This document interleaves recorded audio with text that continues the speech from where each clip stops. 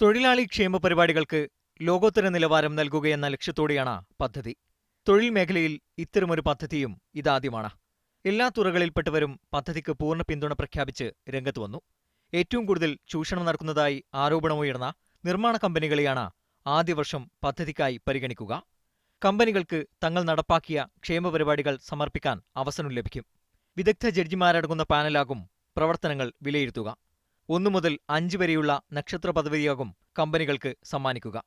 അടിസ്ഥാന സൗകര്യങ്ങൾ, തൊഴിൽ സാഹചര്യം, പ്രവർത്തനഫലം എന്നിവയാകും സമിതി പ്രധാനമായും പരിഗണിക്കുക.